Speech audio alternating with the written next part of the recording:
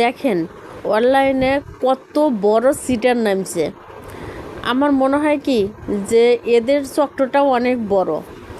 এই পেজ থেকে এই সিটার আমার কাছ থেকে অনেকগুলো টাকা নিছে কলম দেওয়ার কথা বলে।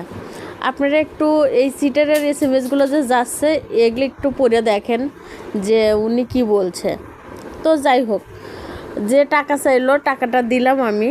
দেওয়ার পরে আমি বললাম যে সামনে তো ঈদ, এখন আপনি কিভাবে মাল দিবেন। তো উনি বলতেছে ঈদ আছে, তাতে কোনো সমস্যা নাই, ঈদের আগের দিন পাওয়া যাবেন যদি দেরিতে পাঠান, আর এখন যদি পাঠান তাহলে আপনার কালকের মধ্যেই পাওয়া যাবেন। তো টাকাটা নিল, ও যা চাইছে আমি ওকে তাই দিছি, কিন্তু কোনো কিছুই পাঠাচ্ছে না। কলম পাঠানোর কথা ছিল সেগুলো পাঠায় নাই। আমি এসএমএস করতেছি কিন্তু রিপ্লাইও দিচ্ছে না।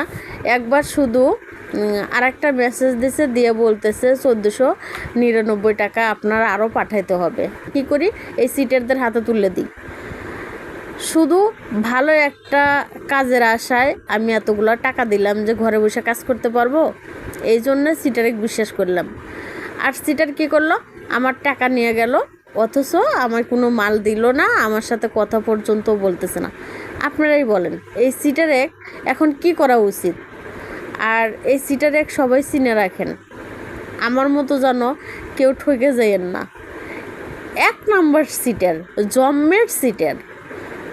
চিটারের কি বড় বড় কথা দেখেন। এই যে এখন একটা মেসেজ যাইতেছে, এগুলো একটু ভালোভাবে পড়ে দেখেন সবাই। এই সিটার কি কি লিখছে। চিটার এত খারাপের খারাপ, মানে যে পর্যন্ত টাকা না পাইছে ততক্ষণ কি ভালো ভালো কথা। হ্যাঁ, আর যে টাকা নেওয়া শেষ হয়ে গেছে এখন আমার সাথে কথাই বলতেছে না।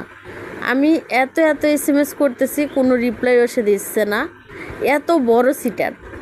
আপনারা সবাই মেসেজটা দেখেন, আর এই সিটারের পেজ আর সিটারের সবাই চিনে রাখেন। কেউ আমার মতো এই সিটারের কথা বিশ্বাস করে টাকা পয়সা দিতে যায় না। এই সিটারের ফাঁদে আপনারা কেউ পা দিয়েন না, তাহলে কি হবে বলেন। মানে আমি যে টাকা পয়সা দিয়ে এখন বসে আছি, আপনাদেরও এমনই হবে। জম্মে